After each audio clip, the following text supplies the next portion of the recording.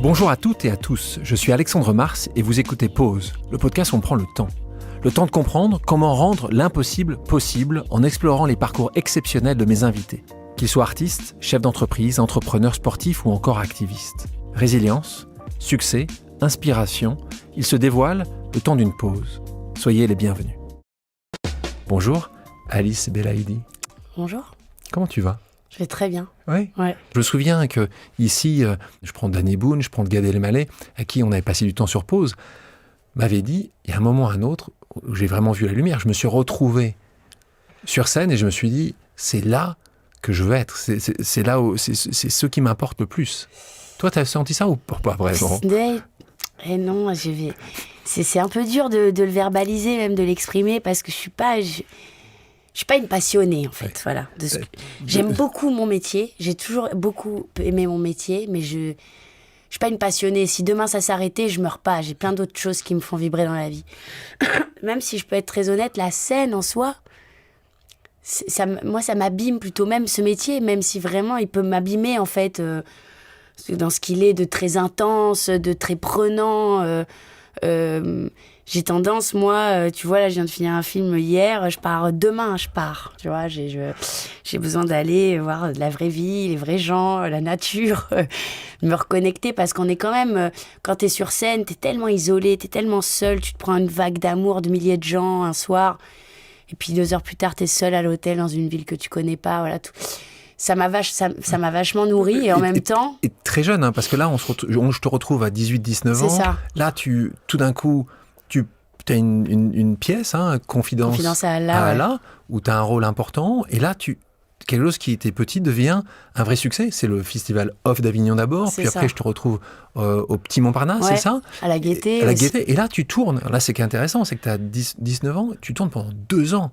Et là, je te retrouve dans le monde entier, ouais. sur cette pièce-là, qui te vaut un Molière. Ouais. C'est quand même... Ouais, c'est canon. Là, explique-nous, tu as 21 ans, c'est ta première vraie pièce, qui prend cette ampleur-là. T'as le Molière. Tu dis quoi, là, ouais. C'est un peu dépassé. Je me souviens pas des Molières parce que j'ai fait une crise de spasmophilie ce soir-là où j'ai taché ma robe parce que de quoi parce que je vomissais, j'ai fait une tellement grande crise d'angoisse. J'étais avec mes parents qui me tenaient les cheveux, qui m'ont mis dans un taxi et ils m'en ont voulu. T'as pas pu aller sur le... Si, j'ai pris mon Molière et puis je suis partie en courant. Et mes parents qui m'en ont voulu parce qu'il y avait un buffet incroyable.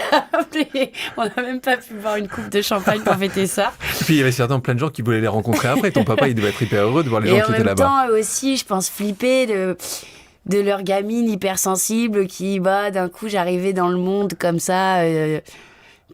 C'est un monde en plus très parisien, là. Ouais, hyper parisien. Et puis quand même, comme je te dis, hyper énergivore pour moi. C'est intéressant, notoriété. Donc là, c'est évidemment pas le théâtre, même si tu avais fait beaucoup de dates qui a fait que tu deviens connu, encore une fois. Connu, de toute façon. Tout est limité, hein, en tout cas dans ta rue, dans ton arrondissement, dans ta ville. C'est exactement ça. Mais là, ça y est, la Working Girl, c'est Canal+, c'est plusieurs centaines de milliers de personnes, millions qui vont regarder ça. Et ça, donc, il y a une dizaine d'années de ça, un peu plus. Comment tu l'as appréhendé, cette notoriété ? Au départ, ça t'a amusé, ça t'a intéressé, ça t'a interpellé ? Non, c'est tout petit au départ, en fait. Ce qui est bien avec ma carrière, c'est que, si tu veux tout savoir, c'est aujourd'hui, là, à 37 ans, après un petit truc en plus, que je sens vraiment un changement. Mais un gros changement dans la rue. Mais en fait, petit à petit, il y avait des gens qui me reconnaissaient pour ça, puis comme je te dis, vu que je faisais des choses très différentes, ça touchait jamais vraiment le même public. Et puis ils savent pas si c'est le bon prénom, le bon nom de famille. Alors c'est ça, c'est Amel Ben. Bon, de toute façon, toi tu fais des choix de carrière, on croit que tu fais The Voice, tu te dis, bon, de toute façon, à un moment donné, tout ça ne sert à rien, mais sans vouloir du tout critiquer Amel ou The Voice, ça n'a rien à voir, c'est juste qu'on n'a pas du tout le même métier. Tu te dis, bon, au final, voilà, c'est rigolo. Qu'est-ce que ça veut dire la notoriété, quoi ? C'est... on t'a plus ou moins vu à la télé, mais on sait pas trop. Mais en faisant quoi, pourquoi ? Donc ça aussi, je l'ai relativisé très tôt. Je me suis même demandé très vite, mais comment on peut prendre la grosse tête ? Parce que franchement, tu te rends bien compte que... C'était pas grand-chose. J'ai signé plusieurs fois des DVD de Tout ce qui brille à la place de Leïla. Enfin, vraiment, franchement, c'était pas trop con. Tu relativises un peu, tu gagnes en humilité quand même. Mais donc maintenant, après justement ces différents succès, et en particulier avec un petit truc en plus, Tu me disais tout à l'heure que tu arrives, parce que tu es mon inverse en fait, tu es mon négatif. Moi j'arrive en retard, toi tu arrives à l'avance, donc tu arrives à l'avance. Avant d'arriver, tu veux pas me déranger, donc tu vas boire un coup au bar d'à côté. Ouais. Raconte-moi, j'aurais bien aimé être la petite souris avec toi là.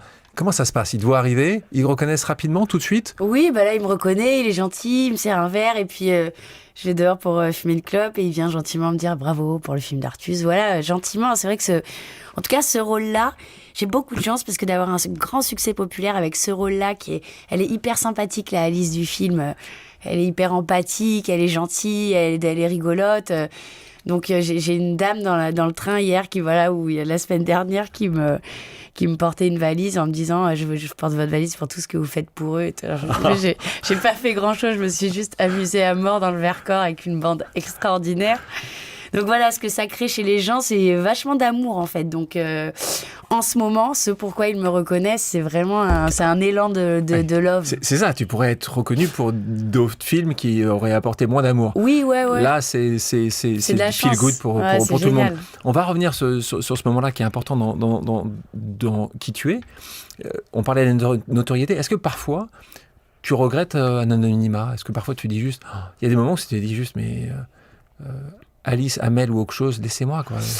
Non, parce que parfois je suis mal lunée le matin. J'ai pas forcément envie d'être très sympathique avec tout le monde. Mais je trouve que le prix à payer comparé au kiff que c'est comme vie, la vie qu'on m'a offert, que je vis là, les privilèges, la liberté. Au final, c'est un peu la rançon de la gloire, c'est le prix à payer, mais je trouve qu'il n'est pas très cher. C'est pas très cher. Il y a beaucoup de personnes qui nous regardent, qui ont vu ce film. Ouais, et ceux qui ne l'ont pas vu, je conseille d'aller les voir. Puisque là, les chiffres, ça va passer à plus de 10 millions. On risque, donc c'est un de ces grands succès, comme il y en a quand même assez rarement. Là, on est en train de parler de ces films sans aller jusqu'à La Grande Vadrouille, mais on est quand même au-dessus du choriste, on est aussi des choristes d'ailleurs, on est au-dessus du Cinquième Élément, on est au-dessus de tellement de films. C'est dingue. C'est quand même assez fou, mais comment tu l'expliques ce succès? Est-ce que tu l'avais vu venir, toi, ou quand tu me fais ça, tu dis, bon, ça va être un film, peut-être 500 000, on est heureux? Bah oui, 1 million, on était les rois du monde, en fait, déjà. Non, bien sûr qu'en fait, tu sais, ça s'explique pas, ça. Là, à ce niveau-là de succès, ça s'explique pas. Moi qui l'ai vécu depuis le premier jour, je me dis c'était tellement génial, c'était tellement sincère, c'était tellement drôle. C'était tellement de l'humanité en barre, en fait, que ça m'étonne, bien sûr que ça m'étonne, parce qu'en fait, je pensais même pas que ça allait m'arriver une fois dans ma vie de toucher du doigt un succès comme ça. Mais en fait, je me dis c'est tellement mérité. C'est tellement mérité.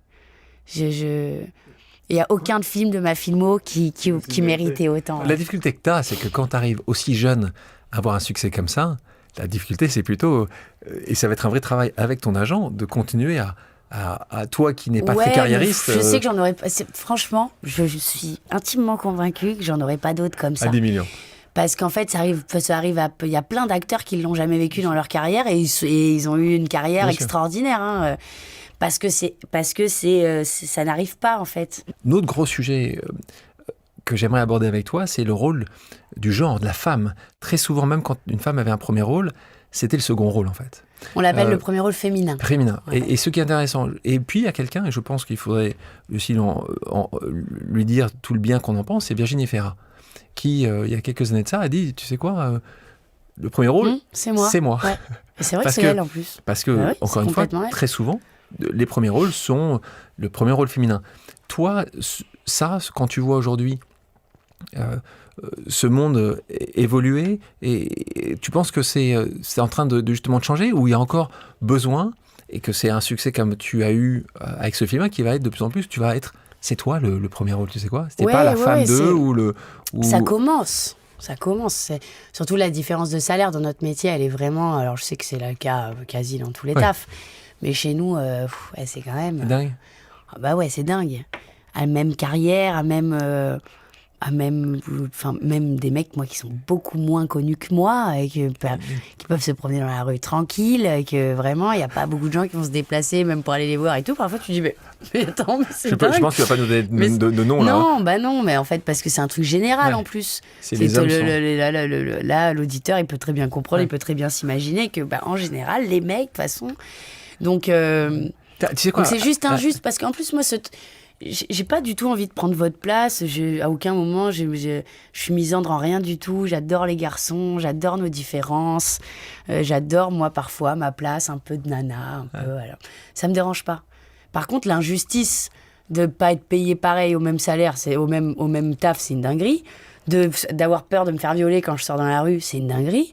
D'être, ma petite, d'être traitée comme ça, comme une petite, une machin, sur des plateaux, d'être agressée quand même sexuellement, souvent. Non, en fait. Mais en fait, c'est basique, en fait. On n'est pas en train de revendiquer un truc délirant. Toutes ces années sur un plateau, t'as jamais eu à mettre un coup de poing en disant juste tu t'avances pas plus? Ah si, il m'est arrivé des trucs, il m'est arrivé. Souvent. Souvent, pas souvent. Trop souvent. Arrivé, trop souvent. Déjà, une fois, c'est déjà trop. Mais bien sûr. Mais oui, il m'est arrivé des trucs dingues. Mais je me suis déjà fait agresser sexuellement par un acteur et puis je me suis fait virer du film parce que j'avais osé dire que c'était non, on ne tenait pas son sexe comme ça devant moi et qu'on me le collait sur la cuisse sans qu'on m'ait demandé mon avis en fait. Je me suis fait virer parce que tu comprends, c'est quand même une casse-couille. Les prédateurs sont toujours là. Bien sûr, il y en a plein. Et après, on passe encore pour des menteuses, encore pour des hystériques, encore pour des... Mais ce qui est incroyable, c'est que t'es pas protégé. C'est que là, c'est toi. Alors, il était certainement plus connu que toi à l'époque. Je suis protégée. Je suis quand même protégée sur ce. En tout cas, là, tu peux rien faire quand il y a une production, un réalisateur qui, voilà. Par contre, j'ai mon agent qui me croit, j'ai mon attaché de presse qui me croit, Fais une photo la prochaine fois. Quel enfer, là, ça n'aurait pas été à son avantage en plus, le pauvre. Il faut dénoncer. Non, il faut dénoncer. Donc aujourd'hui, ça arriverait aujourd'hui. Tu dénoncerais, tu dirais juste les gars, voilà ce que j'ai trouvé, ou tu jetterais sur. J'ai dénoncé déjà à l'époque. D'accord. J'ai dénoncé. Cette personne-là ? Bah oui, j'ai dénoncé à la prod, j'ai dénoncé à tout le monde. D'accord, mais pas au grand public. Bah non, parce qu'en fait, c'est pareil, le tribunal populaire, il est un peu dur. C'est-à-dire que... mais s'il y a que ça... À un moment, s'il y a que ça, alors peut-être je suis d'accord avec toi, mais j'ose croire encore à la justice et... la justice, qu'est-ce qui s'est passé après, tu sais ? Bah non, il a fait ce film, ça a été un four, personne n'est allé le voir, c'était bien fait pour eux, peut-être c'est la justice divine. On a la chance d'avoir aujourd'hui Augustin Trapenard. Salut Augustin. Salut Alexandre. Comment tu vas ? Je vais bien, c'est une rentrée littéraire, mais je vais bien, je suis heureux d'être avec toi. Tu fais partie de ces gens, et c'est pas forcément toujours le cas, qui communiquent sur pas mal de choses, pas uniquement tes succès, mais aussi certaines failles, certaines zones complexes, compliquées, sombres. Et là, une en particulier qui est marquante, c'est ce que tu as vécu à 6 ans, c'est un viol. Et tu as communiqué assez tôt sur ce sujet-là. C'est tôt, tout est éliminé, mais tu as communiqué dessus. Et c'est pas la communication qui m'a étonné quand j'en ai entendu parler. C'est comment tu en parlais. Tu disais, tout ça est banal. En fait, c'est surtout que c'est quelque chose, moi, que je n'ai jamais caché, ou que je n'ai pas éprouvé le besoin de dire publiquement, d'abord parce qu'on m'a jamais vraiment posé la question. Mais c'est toi qui en as parlé la première fois. Je crois que la première fois, pour être très franc, c'est une question qu'on m'a posée publiquement, oui, je crois que c'était dans un podcast de 2 jeunes filles que j'aime beaucoup, qui avaient un podcast qui s'appelle Coming Out, et qui interrogeait en fait sur les expériences de l'homosexualité, un certain nombre de personnalités, et je crois qu'elles m'ont posé des questions sur ma petite enfance, et donc je me suis mis à en parler parce qu'elle me posait la question tout simplement. Pour être franc, ça n'est pas une période très heureuse de ma vie, l'enfance de fait. C'est quelque chose avec lequel j'ai dû composer toute ma vie. C'est quelque chose auquel je pense encore tous les jours. C'est quelque chose qui reste en fait et qui reste pour toujours, qui vous tatoue quelque part. Qui vous marque qui vous marque, ouais. Mais c'est-à-dire que quand je te dis ça, ça veut dire que ça fait vraiment partie de ma vie, ça fait partie de moi, et que pour me connaître, il faut sans doute savoir cela. Donc quand on me pose une question, j'essaie d'avoir l'élégance, si tu veux, de répondre honnêtement. C'est un petit peu comme mon homosexualité, ça serait très étrange en fait de ne pas en parler, de ne pas le dire, même si ces 2 questions n'ont rien à voir. Quand tu disais banal, je faisais exprès de parler de ce mot-là, parce que c'est malheureusement un fait encore trop souvent banal, ces violences qui peuvent être sexuelles, qui peuvent être psychiques, qui peuvent être physiques. Surtout dans une certaine génération, j'ai l'impression. Et milieu. Et milieu, exactement. C'est d'ailleurs quelque chose dont on ne parle jamais. Mais moi, si j'ai sans doute dit cette phrase, alors je ne sais pas si le mot est très juste, hein, et pardon de l'avoir employé s'il ne l'est pas. En tout cas, pour moi, ça me venait à l'esprit avec ce terme-là, banal. C'est que je ne suis pas une exception dans mon entourage, ni amical, ni forcément familial. Et je pense que cette expérience douloureuse de l'enfance, j'irais jusqu'à dire criminelle, hein, de l'enfance, en fait, malheureusement, pendant très longtemps, elle a été là, on n'en a pas parlé, et elle était impunie. Qui est la première personne à qui t'en as parlé ? Je pense que ça doit être mes parents. Ah bon ? Ouais. Maman, papa ? Ma mère, sans doute, ouais. Et combien d'années après ? Quelques années après, quand même. Je pense une dizaine d'années plus tard. Ouais. Mais j'ai eu la chance d'avoir des parents qui étaient très à l'écoute et qui m'ont entendu, qui m'ont cru. Qui t'ont cru, ça. Et déjà, je pense que ça fait une grande différence. Pour autant, est-ce que la marque s'en va ? C'est pas sûr. Ça modifie quand même un rapport au corps, un rapport à l'autre, un rapport au monde également. Une forme de méfiance se met en place, une forme de dégoût peut se mettre en place aussi. Et une fragilité qui est à la fois un drame et en même temps, c'est terrible ce que je vais dire, mais une singularité. C'est-à-dire que moi, je me suis rendu compte, en lisant récemment, je crois l'année dernière, le très beau livre de Neige Sino qui s'appelle Triste Tigre, qui est un livre qui a été couvert de prix et qui est un livre qui réfléchit sur l'inceste que Neige Sino a vécu lorsqu'elle était enfant. Un livre extrêmement fort. Alors bon, moi c'est pas exactement la même histoire, mais en tout cas elle a de ces pages extraordinaires à la fin du livre où elle dit « Il m'arrive de croiser dans la rue quelqu'un que je reconnais, on se reconnaît ». Elle dit « On n'est pas forcément amis, on n'est pas forcément proches, c'est pas une complicité, c'est juste une reconnaissance ». Et ça, c'est quelque chose qui m'a bouleversé, parce que cette fragilité, j'ai pu la reconnaître à plein de moments dans ma vie. Et d'ailleurs, je vais te dire, c'est pas étranger que mon métier, c'est pas innocent, pardon, que mon métier, ce soit justement de rencontrer des gens, de les interroger, de délivrer leurs paroles. C'est peut-être aussi que je suis en quête perpétuelle de reconnaissance, de cette forme de reconnaissance. Beaucoup trop de personnes aujourd'hui en position de pouvoir vont continuer justement à être ces prédateurs, et que c'est important pour beaucoup de gens d'entendre quelqu'un comme toi, qui est ce personnage public, et dire « Les gars, c'est arrivé ». L'injonction à devenir porte-parole, elle est extrêmement violente également. Bien sûr. Et c'est quelque chose, moi, avec lequel, encore une fois, j'ai dû composer toute ma vie. Cette injonction-là, je la trouve terrible. Déjà, l'injonction à prendre la parole, c'est compliqué. C'est-à-dire qu'on ne force pas une victime. Tu sais, dans mon métier, ça m'est arrivé plusieurs fois de me retrouver confronté à des victimes. Et je me suis posé des questions éditoriales, des questions de journaliste, en fait, où je me suis dit, est-ce que je vais confronter mon invité à cela ? Ce que tu es en train de faire. Et ben, tu vois, plusieurs fois, je me suis dit non. Parce que je trouve que c'est extrêmement violent, à un moment donné, d'aller demander des comptes à une victime. Je trouve ça dur. Si la victime choisit, donc là, c'était mon cas, donc c'est pour ça que je te respecte et que je te réponds. Mais si la personne a choisi, si tu veux, d'en parler et de rendre ça vocal, il n'y a aucun problème. Mais si elle a choisi de le garder pour elle, je pense par exemple, c'est un cas intéressant, je peux en parler, à une interview que j'ai faite d'Eva Green. Eva Green, donc cette comédienne, fille de Marlène Jobert, et il me semble que Marlène Jobert, quelques jours avant l'interview que je faisais d'Eva Green, avait déclaré et dit publiquement que sa fille avait été une victime d'Harvey Weinstein.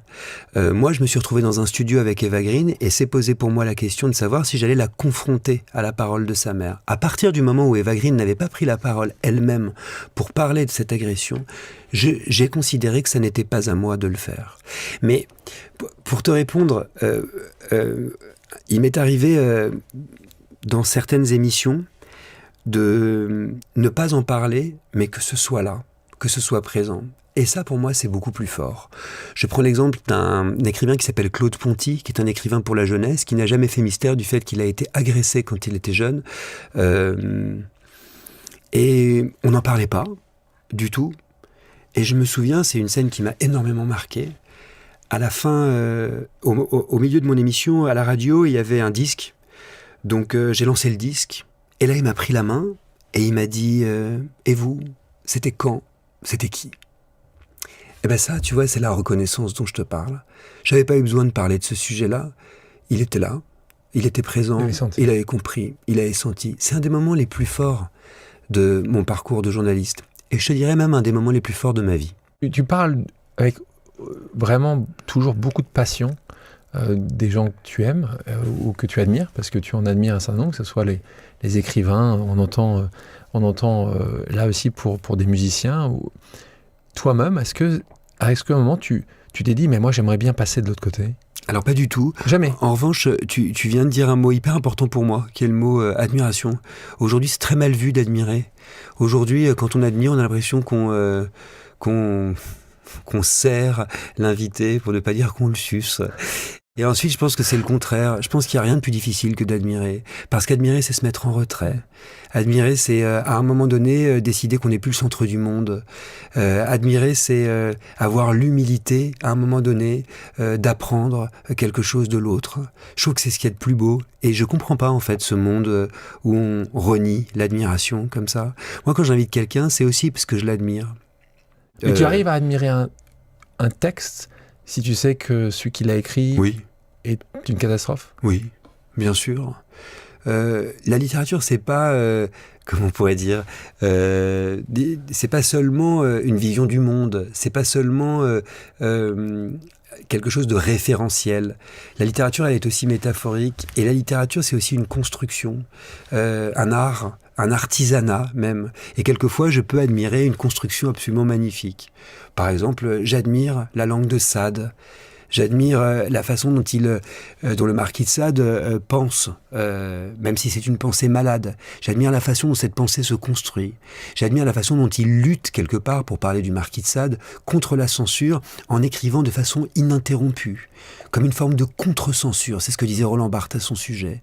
Il y a des choses encore aujourd'hui, à part Tennisman, que j'aurais bien aimé, mais alors j'ai pas le corps, mais j'aurais bien aimé, ça c'est sûr. Déjà pour moi, et c'est important, on n'en a pas encore parlé, mais la réussite ne se mesure pas au succès professionnel.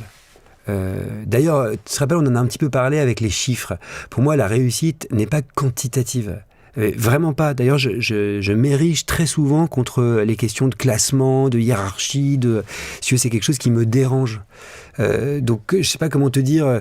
Moi, j'ai été très privilégié, donc j'ai eu la chance d'avoir des émissions qui étaient regardées ou écoutées, des émissions où je me suis amusé, qui ont été des aventures professionnelles et humaines extraordinaires pour moi. Non seulement, je suis pas un grand ambitieux, j'ai pas forcément envie de faire plus ou de faire mieux. Je te dirais qu'en fait, sur ma bucket list, il y a beaucoup de choses très intimes, très privées, parce que ce que j'ai mis de côté pendant très longtemps avec cette carrière, c'est ma vie privée. Boulimique. Tu vois, ce que j'ai mis de côté, c'est ce qui pour moi est le centre du monde, à savoir l'amour. Ce que j'ai mis de côté pendant longtemps, c'était ça. Donc oui, si tu veux, sur ma bucket list, j'aurais des choses intimes, des choses... Paternité. Notamment, je pense. Notamment, ouais. Peut-être ça, ces questions-là. Ce sont des questions très importantes pour moi, ouais. En tout cas, j'y réfléchis beaucoup. Bonjour Franck Gastambide. Bonjour Alexandre. Comment tu vas? Plutôt bien. Je suis ravi d'être là. C'est toujours une expérience étonnante, parce que je sais que là, on part pour un voyage dans lequel on va se dire plein de choses que je n'aurais sans doute jamais dit dans aucune autre promo. Et c'est ce format que tu as créé qui permet ça. Tu en parles justement du gamin de Melun qui devient dresseur de chien. Pour ceux qui ne connaissent pas cette partie de Franck Gastambide, il faut bien remettre en fait la situation et l'expliquer. Tu grandis à Melun, tes parents dans un milieu modeste, si ce n'est très modeste, ta maman est femme de ménage, ton papa travaille dans l'assurance, mais rapidement, il n'est plus dans le foyer. Donc tu te retrouves déjà dans un foyer qui est, si ce n'est dysfonctionnel en tout cas, qui est dans une position compliquée. Et là, addition à ça, ce qui est le cas comme d'un certain nombre de personnes, tu te retrouves être non diagnostiqué, mais tu te retrouves en grande difficulté scolaire parce que tu cumules les 10, puisque tu es dyslexique, on en entend beaucoup parler, les gens connaissent peut-être moins la dyspraxie et la dyscalculie. Et toi, en plus, je crois que tu es dysorthographie. Donc, je pense que je suis pas sûr qu'il y ait beaucoup d'autres 10 qui puissent exister. Et donc, c'est vrai qu'on se retrouve dans une période, c'est mieux fait aujourd'hui, c'est pas encore parfait, mais en tout cas, aujourd'hui, on diagnostique les élèves, les enfants qui sont 10, sans les montrer du doigt en leur disant qu'ils sont bêtes, parce qu'on sait très bien que ça prend plus de temps à lire, à apprendre, à comprendre, à calculer. Donc, on leur donne souvent des temps plus importants pour le faire. Toi, à ce moment-là, on t'affiche. Et là, donc voilà, c'est l'accompli. C'est l'humiliation au quotidien. Oui, parce que ce qui change tout, et heureusement les choses ont évolué, c'est que à mon époque, on ne sait pas ce que c'est.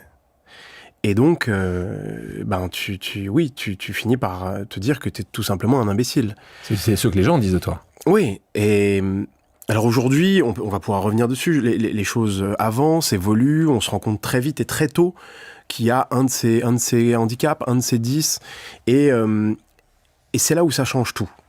C'est là où ça change tout parce que, dans mon cas à moi, à partir du moment où on ne savait pas ce que j'avais, eh bien, tu n'as pas d'autre choix que penser que tu vaux moins que les autres. Et le terme est léger. En vérité, tu as vraiment l'impression que tu es un imbécile. Parce que le système scolaire et la scolarité et les résultats scolaires sont la seule chose dans lesquelles tu peux exister quand tu es un gamin. Ce qu'on te demande, c'est t'es classé combien à l'école ? Et t'as quelle note ? Et ta moyenne générale, c'est ça ? Et c'est combien ? Et est-ce que t'as eu ton brevet des collèges ? Et bon, quand t'as rien de tout ça, et que cette question est systématiquement une humiliation, quand on te dit t'es classé quelle place à l'école ? Mais toi, t'es dernier. Toute ma vie, j'ai été dernier. J'ai jamais été avant-dernier une seule fois. Donc, tu grandis dans, d'abord, ce manque d'estime de toi, et puis devant ce constat d'être une déception pour ta famille et pour tes parents. Et là, en plus, particulièrement tes parents, là, on parle de ta maman, parce que c'est vrai qu'il y a une relation de toute façon particulière avec tous les garçons, toutes les filles aussi, mais tous les garçons avec leur maman. Donc cet amour, ce regard d'amour n'existe quasiment pas. En tout cas, il est rapidement abîmé par le fait que il est considéré que tu es le dernier, enfin tu es le dernier à la classe, donc considéré que tu n'es pas suffisamment intelligent, et donc se trouve où même tes parents, ce que tu me disais, c'est que ils arrêtent même de venir aux réunions parents-professeurs. C'est que tu te retrouves... Oui, la réunion parents-prof est une humiliation pour eux. C'est les parents du dernier. C'est les parents du dernier de la classe. J'ai entendu toute ma vie cette phrase de « qu'est-ce qu'on va faire de lui ?» des professeurs, mais aussi de ma mère. Donc, te construire et grandir dans les yeux déçus de tes parents, dans les yeux ensuite inquiets, parce que il y a d'abord, mon gamin c'est le dernier, mon gamin il comprend rien, mon gamin il lit pas bien, mon gamin il fait des fautes tout le temps, et puis au fur et à mesure de l'âge, c'est qu'est-ce que je vais en faire, qu'est-ce qui va devenir de sa vie, tu vois ? Pour entrer dans quelque chose de plus fort et plus concret sur le sujet dont j'ai eu le temps et la possibilité de réfléchir. Le problème, et je vais parler là au nom d'autres personnes qui ont mon handicap, parce que, évidemment, depuis que j'ai pris la parole sur ce sujet, j'ai reçu des milliers de messages. À chaque prise de parole, et sur des énormes médias comme 7 à 8 sur TF1, ce genre de choses, où derrière, tu reçois des milliers de messages, et où je me suis dit, j'ai bien fait d'aller en parler, alors qu'en vérité, quand tu vas faire ta promo d'un film d'action Netflix, tu pourrais essayer de faire le mec qui est invincible. Et tu montres cette vulnérabilité. Ouais, et elle n'était pas calculée, cette prise de parole, et heureusement que je l'ai fait, parce que je me suis dit que moi, à mon époque, quand j'étais dernier de la classe et que je me sentais dans l'esprit de quelqu'un qui parfois était même plus malin que tous ses camarades de classe, mais malgré tout, j'avais aucun moyen de le prouver puisque j'étais dernier de la classe, et que ton classement et tes notes et ton bulletin scolaire est le seul moyen de prouver si t'es, entre guillemets, intelligent, ce qui est évidemment une erreur, mais en tout cas, c'était le cas dans le regard de ces professeurs, du système scolaire et aussi de ma famille. Donc, ce qui est important, c'est que il faut comprendre que les résultats scolaires, puis l'accessibilité à un diplôme, et donc à un bon métier, ou l'incapacité de ce diplôme qui te permettra d'avoir un bon métier, n'est qu'une petite partie des conséquences de ce qu'on les dise. Là, ce dont je veux te parler, c'est quelque chose que j'ai vraiment identifié assez récemment, en fait. Les conséquences de la dyslexie, de la dyspraxie, de tous les handicaps invisibles, ne s'arrêtent pas à la fin de la scolarité, parce qu'ils font des dégâts. Et ces dégâts, tu te les traînes longtemps. Au moment où je te parle, je les traîne encore, ces dégâts. Le processus, c'est... Je suis incapable d'avoir un bon diplôme, j'ai été nul à l'école toute ma vie, on m'a répété que j'étais nul, j'ai constaté par moi-même que j'étais nul, je commence à avoir des gros problèmes de confiance en moi. Alors soit je suis en train de me construire avec cette confiance en moi, alors là, je l'éteins carrément, soit j'en avais un peu puis je la perds. Alors tu grandis avec ce manque de confiance en toi. Là où ça devient dangereux, c'est que ce manque de confiance en toi se transforme en une dévalorisation. Tu te dévalorises toi-même. Et à ce moment-là, tu es en danger dans notre société. Parce que tu vas accepter qu'on te traite mal dans une société, dans un groupe d'amis. Tu vas tomber amoureux de la mauvaise personne, dont tu vas accepter qu'elle te parle mal et qu'elle soit méchante avec toi parce qu'on t'a répété toute ta vie qu'est-ce qu'on va faire de toi. Et là, tu trouves quelqu'un qui veut de toi, alors tu vas tout accepter de cette personne, même les choses que tu ne devrais pas accepter. C'est pour ça que je te dis que les conséquences de ces handicaps invisibles, ils ne s'arrêtent pas à la fin de la scolarité. Ils continuent dans ta vie, ils continuent dans ta vie sociale, dans ta vie professionnelle et dans ta vie sentimentale. Parce que dans ta vie sentimentale, tu vas aussi probablement rencontrer un homme ou une femme, selon qui tu es, qui aussi a des symptômes, qui peut-être elle a souffert d'autres problèmes avec son père, son rapport aux hommes, son rapport aux femmes, peu importe, qui font qu'elle va aussi projeter sur toi ces choses-là. Mais quand toi, t'es un mec qui, même si extérieurement t'as l'air un peu solide, mais que tu es confronté à, en permanence, la construction que tu t'es faite de toi, c'est-à-dire un mec qui est quand même un peu nul, un mec qui sait pas écrire une lettre sans faire de faute, un mec qui a des problèmes avec les chiffres, un mec qui a des problèmes avec l'électronique, ce qui est mon cas en l'occurrence, tu vois, eh ben, t'as grandi avec tout ça. Tu te soignes pas comme ça de tout ça. Et puis, tu vas chercher à te guérir sur des choses, tu vas chercher à compenser, alors tu vas aller vers une fille et c'est pas la bonne. Parce que peut-être qu'elle est très jolie, puis toi, t'as besoin de dire à ta mère qui te disait « Bah, qu'est-ce qu'elle te trouve, toi qui es nul à l'école ?» Oui, mais elle est jolie, hein.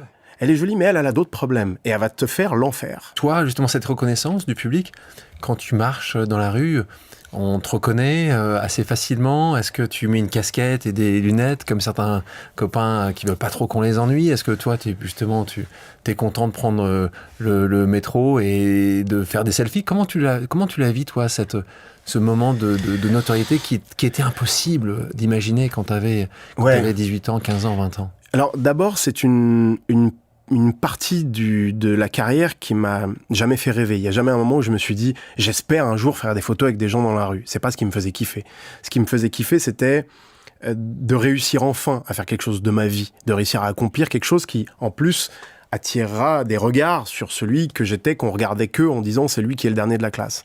Donc, cette partie de notoriété, en vérité, tu l'appréhendes jamais vraiment, elle est pas facile à préparer, elle est même impossible à préparer. Ma chance à moi, c'est que Ramzy était déjà mon ami proche avant que je sois connu. Parce que je rencontre Ramzy, je dresse rang-en-plan sur le film Les Dalton, et on devient potes, et donc je traîne avec Ramzy. Et je vois comment Ramzy se comporte avec les gens dans la rue. Et par mimétisme, je crois que j'ai compris que c'est comme ça qu'il fallait se comporter. Et là, on parle de quelqu'un qui a un niveau de notoriété qui est très au-dessus du mien.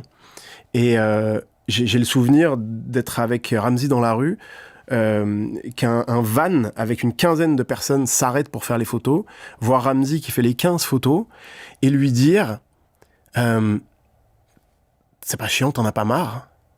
Et il m'a dit « Si ça s'arrête un jour, ça sera pire. » Alors ça, c'est la première leçon. Tu vois, qui est une leçon vraiment de mon grand frère du métier. Et puis il y a aussi autre chose, c'est que moi un jour on m'a présenté mon idole ultime, le père que j'ai pas, Sylvester Stallone, qui a été tellement gentil avec moi, qui m'a dit viens on fait une photo comme ça, eh ben viens on fait une photo comme ça, et je me suis dit mais moi j'ai jamais de la vie je vais refuser une photo avec qui que ce soit, même Stallone a bien voulu faire une photo avec moi, tu vois. Et puis moi je suis un fanboy, quand j'étais plus jeune, j'ai demandé une photo avec Jamel Debbouze, j'ai demandé une photo avec Zidane, et ils m'ont tous dit oui, et moi maintenant que je suis connu, qu'on me demande des photos, je dirais non. Donc, évidemment que règle numéro 1, jamais on refuse une photo, ça c'est la base de tout. Et puis je dois aussi reconnaître que les gens sont gentils avec moi, donc c'est pas très compliqué, tu vois. La seule chose, c'est que, moi j'ai le souvenir avec une ex-petite amie être en train de m'engueuler dans la rue avec elle, et quelqu'un qui me dit « Excusez-moi, désolé de vous déranger, hein, je peux quand même faire une photo ?» Et on s'arrête, on fait la photo, il part et on se re-engueule. Tu vois, ça arrive quand même parfois que c'est pas le bon moment, tu vois. Mais j'ai aussi appris à me dire, il faut que tu acceptes les moments où, bah là, il va falloir aller faire des photos. Et puis, si t'es pas bien aujourd'hui, bah évite de sortir, tu vois. Parce que, tu sais, ce qui est délicat sur ça, c'est un vrai sujet, ça, quand même. Parce que, il y a une différence aussi entre... C'est ce qui fait que tu peux jamais refuser une photo, qu'il ne faut pas, d'ailleurs. Mais il y a celui qui vient te voir parce que il t'a croisé, il voit à peine qui t'es, et puis il veut te mettre ça sur son Snap pour dire j'ai croisé lui, je sais plus comment il s'appelle. Donc lui, il t'a quand même arrêté dans ta journée pour faire une photo. Mais toi, tu peux pas savoir si c'est ce mec-là ou si c'est un mec qui, depuis les Kaira, te suit et qui te dit mais j'ai vu tous les Kaira shopping de l'époque, bravo pour ta carrière. En arrivant dans ce studio, j'ai le scooter qui est garé devant, il y a 20 mètres à faire. J'enlève mon casque, il y a un mec qui s'arrête, il fait hey, Franck, mortel, c'est quand la cage? Super, c'est mon gars, pas de problème, vas-y, c'est bientôt. Et puis, juste devant la porte, bonjour, je voulais te dire, j'attends vraiment ton prochain film. Et moi, je te suis depuis les Kaira, et bravo pour ceci, et bravo pour cela. Et ces moments-là sont précieux, c'est-à-dire que c'est aussi ce qui fait que le mec qui a toujours le même manque de confiance en lui se dit, putain, t'as touché ces gens. Ça fait quelque chose. Et nourris-toi de ça, quoi. Si tu commences à faire, ils me font chier les gens de me parler, mec, t'as tout fait pour qu'ils viennent te parler, les gens, donc... Bienvenue, Ibrahim Malouf. Mettons le côté trop dur de ton père. Est-ce que tu penses que s'il t'avait pas forcé, comme ça, tu serais en face de moi aujourd'hui? Évidemment que non. Ouais. Ah non, j'aurais fait complètement autre chose. Mais ça veut pas dire... Enfin, comment dire ça? Ça veut pas dire que j'aurais raté ma vie. D'ailleurs, moi, je dis tout le temps... ta définition de la réussite. Mais exactement. Il y a pas longtemps, j'ai fait une interview et elle m'a dit... comment on fait pour réussir sa vie, etc. Je lui avais dit, mais moi, j'ai pas du tout réussi ma vie. Moi, j'ai même raté ma vie. Elle m'a dit, mais c'est absurde de dire ça, etc. Je dis, mais non, c'est la vérité. Moi, toutes les choses que je voulais faire, je les ai toutes ratées. Quand j'étais jeune, je voulais être architecte. C'est clairement raté. Même si de temps en temps, je dis, parce que comme j'ai dit, j'essaie de rendre tout un peu poétique, je dis que d'une certaine manière, aujourd'hui, avec la musique, je contribue à architecturer, à construire le monde dans lequel on vit quand on a les yeux fermés. Okay. Voilà, c'est ma manière de me consoler. Mais c'est pas celle que tu imaginais. Mais c'est pas celle que je voulais. Ensuite, quand j'ai commencé à faire de la trompette et finalement d'en faire mon métier, je voulais vraiment être soliste international, classique. Ouais. C'est-à-dire représentant de l'école de mon père, de Maurice André. Et donc, tu verrais des vidéos, je pourrais même t'en montrer, des vidéos de moi quand j'avais 19 ans. J'avais pas la même gueule qu'aujourd'hui, évidemment, parce que j'ai vieilli, mais j'avais pas du tout le même style. Je m'habillais pas pareil. Je me voyais en soliste. Je me voyais en Gauthier Capuçon. Je me voyais et à l'époque, il était comme moi, il était étudiant. Mais je me voyais dans ce style de carrière-là. Je me voyais tourner avec les orchestres de Pékin, de Chicago, etc. Je me voyais faire ça. J'ai raté ça aussi. On m'a pas donné l'opportunité de le faire et j'ai pas pu saisir les quelques rares opportunités qu'on m'a données. Ça a pas marché. Ensuite, je me suis dit Pourquoi tu penses d'ailleurs? Pourquoi tu penses? Tu les as pas saisis ou tu les as pas été invité dans les bons festivals. Dans les gros festivals. J'ai jamais été invité dans les gros festivals. Là aussi, Maurice André, je raconte ça aussi souvent, mais avait eu ce mot. Un jour, je l'appelle et je lui dis, mais on l'appelait Maître à l'époque. Je disais, Maître, je comprends pas, il y a un truc que je comprends pas. J'ai gagné tous les concours pratiquement. Je suis arrivé en tête de tous les concours internationaux auxquels j'ai pu me présenter. Même le concours Maurice André qui porte votre nom, je suis arrivé en tête du concours. Et aujourd'hui, je me retrouve 2 ans après et je suis encore en train de galérer pour prouver que je suis quelqu'un qui est capable de faire une carrière classique. Et je me rappelle, donc il m'a dit ce mot qui à l'époque m'a beaucoup blessé. Je l'avais pas compris, c'est plus tard que j'ai compris. Il m'a dit, tu sais Ibrahim, malheureusement, c'est pas demain la veille que les grands festivals français accepteront que ce soit quelqu'un qui s'appelle Ibrahim qui leur apprenne comment on joue Haydn. Moi, j'étais au téléphone, je me dis, mais quel connard. Dans ma tête, je me dis, mais quel con de me dire un truc pareil. Et après, j'ai compris qu'il avait complètement raison. Ouais. Il avait complètement raison. Il était hyper bienveillant en me disant ça, en fait. Je peux continuer comme ça. J'ai au moins 7 trucs que j'ai complètement ratés dans ma vie. Et c'est ce qui fait qu'aujourd'hui, je suis là et que je fais ce que je fais aujourd'hui. Mais c'est parce que tout a été échec. On parle du talent, c'est un peu ce que je dis. Est-ce qu'on peut réussir qu'avec le talent ou est-ce qu'il faut juste travailler beaucoup plus que les autres? Tu n'aurais pas travaillé beaucoup plus que les autres? Même chose, tu aurais pu...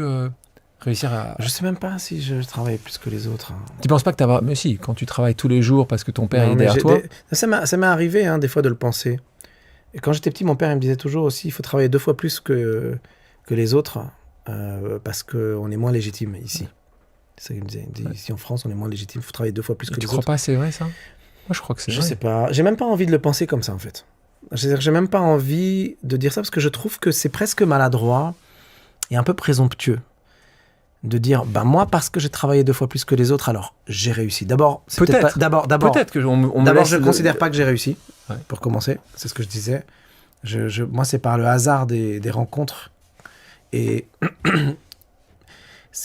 non, je pense que c'est important de mettre l'accent, de savoir valoriser les vraies choses où on doit être valorisé et celles où il n'y a pas forcément de nécessité. Moi, je trouve que la valeur travail, elle est importante. Et je pense que j'ai énormément travaillé, mais pas forcément plus que les autres. Je pense que j'ai travaillé certainement beaucoup plus que beaucoup de gens. Mais je pense qu'il y a un pourcentage de gens qui a travaillé autant que moi, voire peut-être plus, et qui n'a pas eu la chance de faire les rencontres que j'ai faites. Je t'entends, mais sans avoir travaillé autant que ça. De toute façon, si tu ne travailles pas, il ne se passe rien. La théorie des 10 000 heures, la théorie des 10 000 heures, tu la connais ou pas? Oui, mais ça ne garantit pas la réussite. Mais en tout cas, c'est le minimum pour le faire. Cette théorie des 10 000 heures, elle a été faite, elle a été étudiée. Je connais des gens qui n'ont rien foutu et qui cartonnent aujourd'hui. Il n'y en a pas beaucoup. J'en connais quelques-uns. J'en connais quelques-uns. Je ne ferai pas de liste, mais j'en connais quelques-uns. Oui, mais il en existe très peu par rapport au nombre. Moi, j'ai rarement eu dans ma vie des gens qui ont bien réussi selon leur objectif. Je ne dis pas que c'est celui qui vendra le plus d'albums. Hein. Je dis selon les objectifs de départ, qui n'a pas plus travaillé que la normale ou que les autres. La théorie des 10 000 heures, pour ceux qui nous écoutent, c'est une théorie qui a été développée par un psychologue qui s'appelle Anders Ericsson. Il a été fait, ça va te parler, l'école de violon de Berlin. Il a pris, quand on prend les petits Ibrahim qui arrivent à 6 ans à l'école de Berlin, ou 7 ans comme toi, oui, mais il termine à 18 ans. Tu sais qu'est-ce qui se passe? Mais non, il n'y a pas à se méfier. C'est la data. Les gens ont vu entre le début et l'entrée, ceux qui travaillent, ceux qui ont tous été capables d'aller. Mais ça ne veut pas dire qu'ils vont réussir.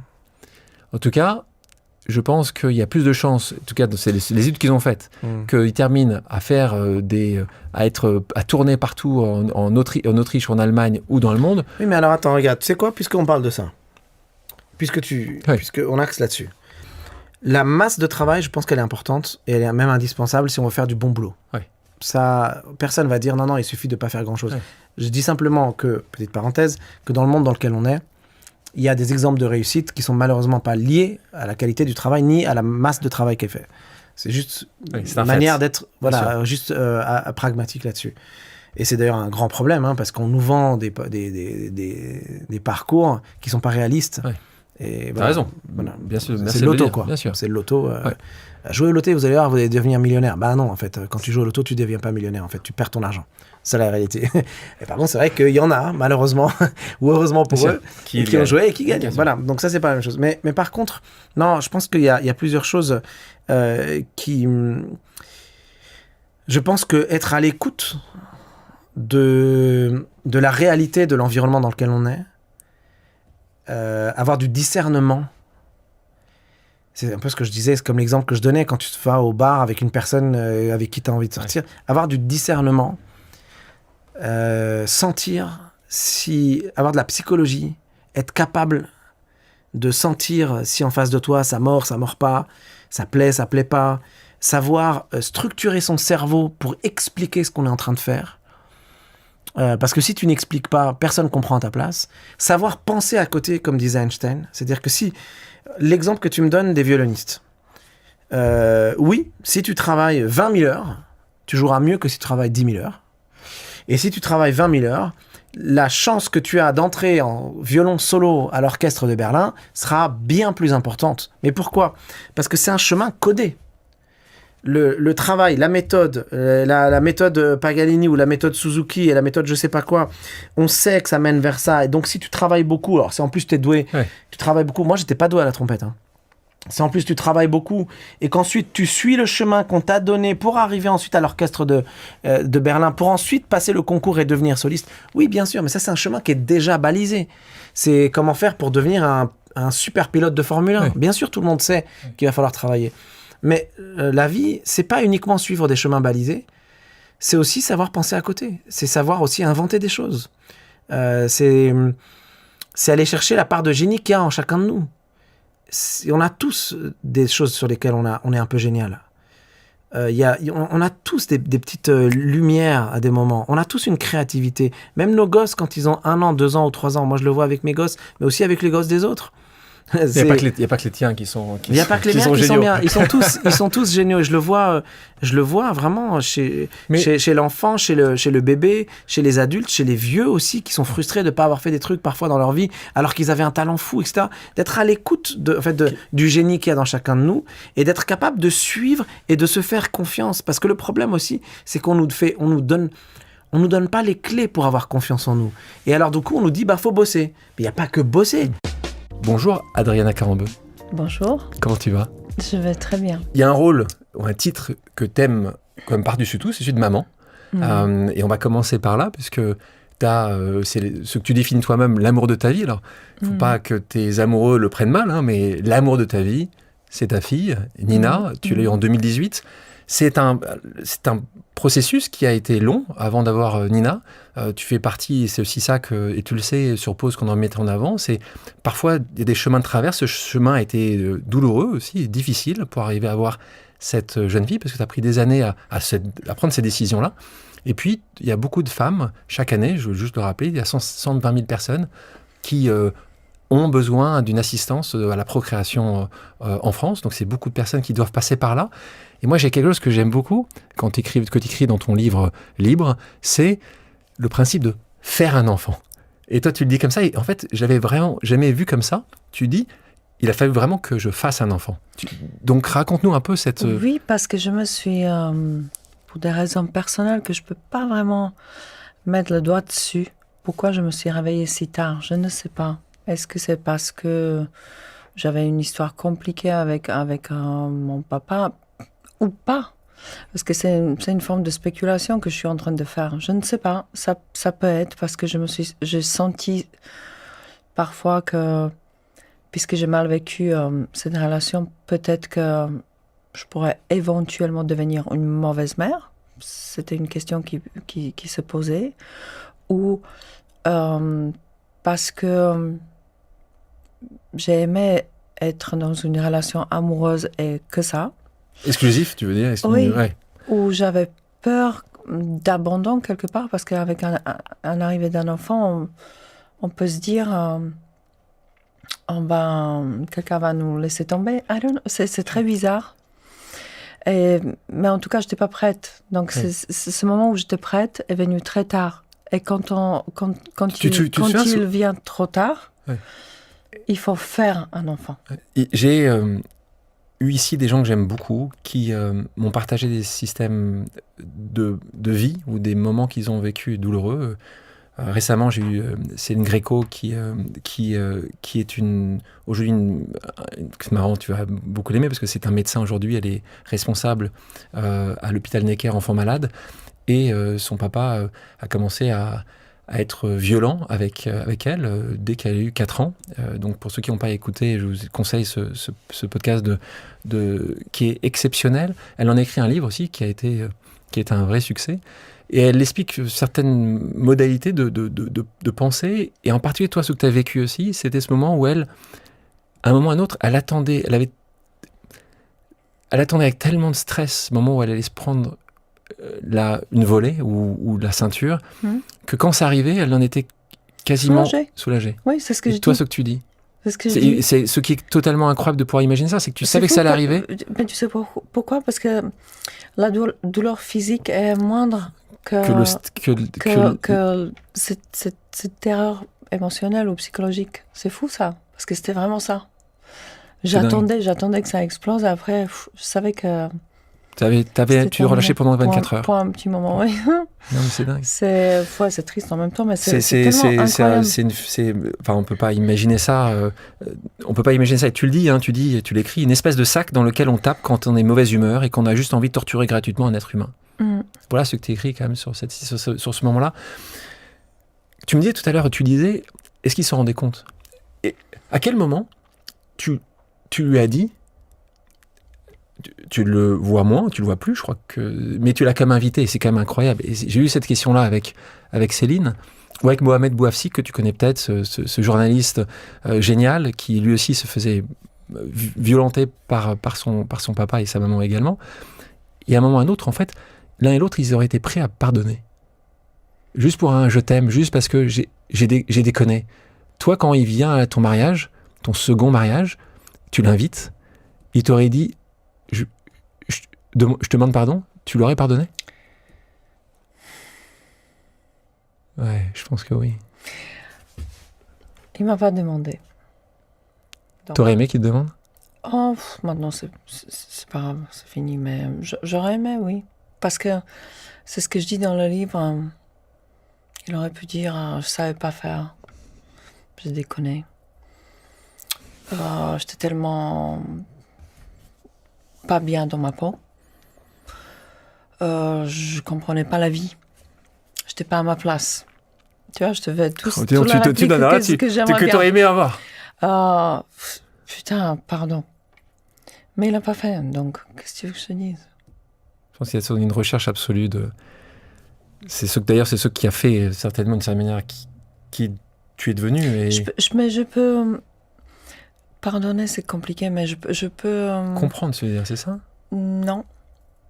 C'est incompréhensible. Je peux oublier. Je peux mettre de côté. C'est fini. C'est de la résilience. Oui, mais je te promets que c'est impossible avec cette personne-là. C'est ça le problème. Et ton sujet de ta maman qui t'a pas assez protégée, tu la mets souvent en avant parce que tu as fait la même université que toi, tu t'as marché dans ses pas jusqu'à un certain moment. Parce qu'elle était abîmée par lui aussi. T'es sous son emprise. Beaucoup plus faible. Et justement là, j'avais pas envie d'être faible, moi, comme ma maman a été. Elle était faible. Elle s'est pliée. Elle n'en avait pas besoin, elle avait tout pour elle, d'ailleurs. Mais elle a fait... franchement, je ne ferais pas la même chose. Jamais, mais alors jamais. Et comme j'ai eu ma fille, comme j'ai eu Nina, c'est là où je me suis rendu compte, non, on ne peut pas.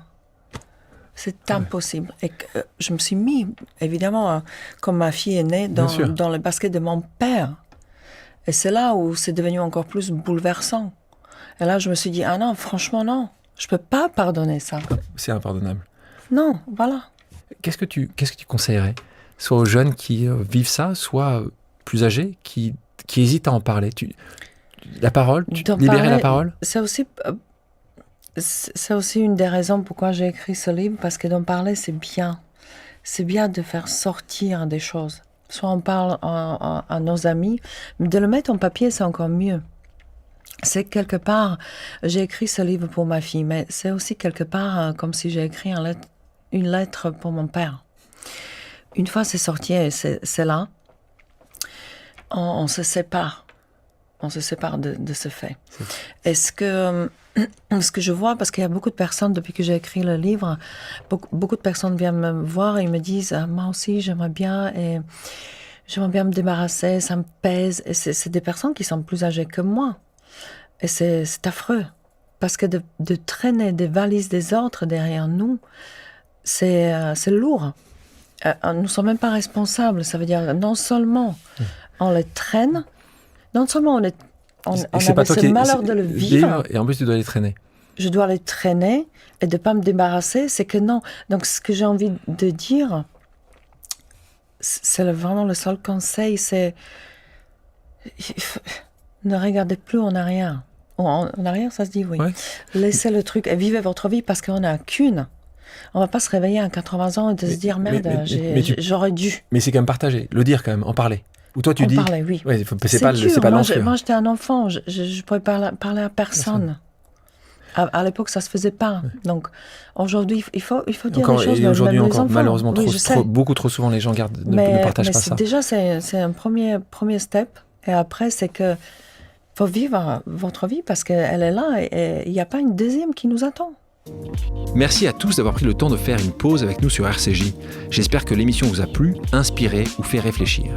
Si c'est le cas, je compte sur vous pour soutenir Pause sur radio-rcj.info ainsi que sur toutes les plateformes d'écoute. Si vous voulez me suggérer des invités ou simplement me faire part de retours, vous pouvez me contacter via LinkedIn en tapant Alexandre Mars ou bien m'écrire à l'adresse suivante, le podcast pause@gmail.com. À bientôt sur RCJ pour un nouvel épisode de Pause.